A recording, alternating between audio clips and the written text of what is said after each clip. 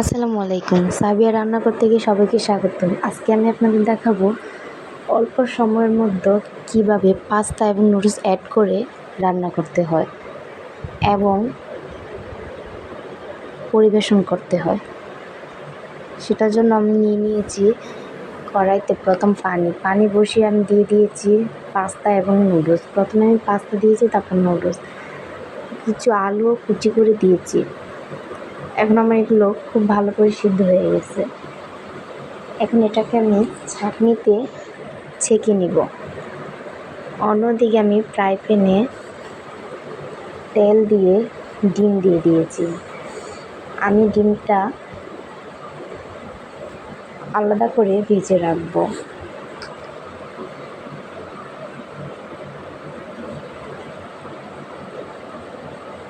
দেখুন আমার ডিমটা খুব ভালো করে ভাজা হয়ে গেছে।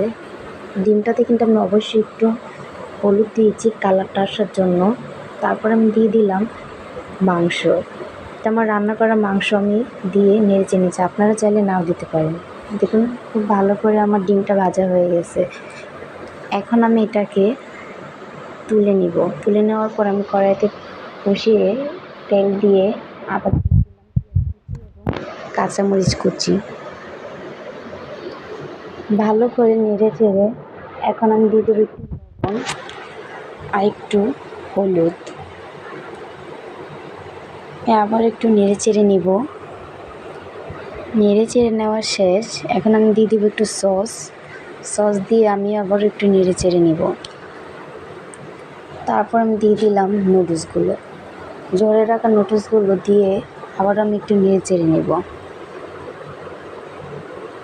নেড়ে চেড়ে নেওয়ার পর দিয়ে দিব একটু হলুদটা অবশ্য আমি কালার আসার জন্য দিয়েছি। আমি সাদা রাখবো না বলে হলুদটা দিয়ে দিব। আপনারা চাইলে সাদাও খেতে পারেন।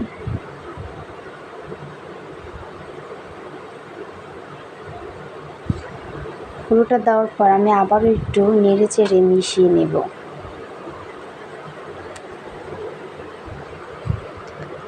এখন আমি দিয়ে দিব সস। দেখুন হলুদটা দেওয়াতে কি সুন্দর একটা কালার আসছে। সসটা দেওয়াতে আমার আরেকটু কালার আসবে। সসটা দিয়ে এখন আমি দিয়ে দিব আগে থেকে ভাজা ডিমগুলো।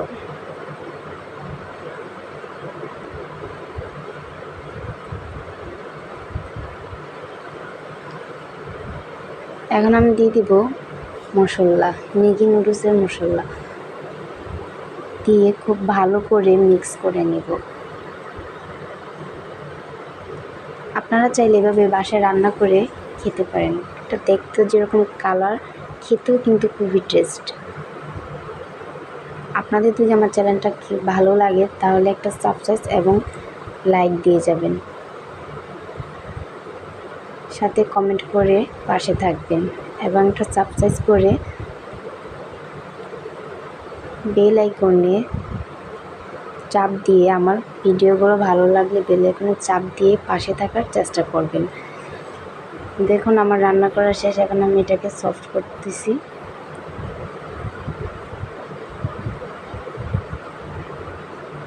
এখন দেখতেও যেরকম কালার হয়েছে, খেতেও কিন্তু খুবই টেস্ট। আপনারা বাসায় ট্রাই করে দেখবেন অল্প সময়ের মধ্যে এটা কিভাবে আমি রান্না করেছি। আপনাদের ভালো লাগলে এটা বাসায় ট্রাই করে দেখতে পারেন এবং মেহমান আসলেও এটা ট্রাই করে খেতে পারেন।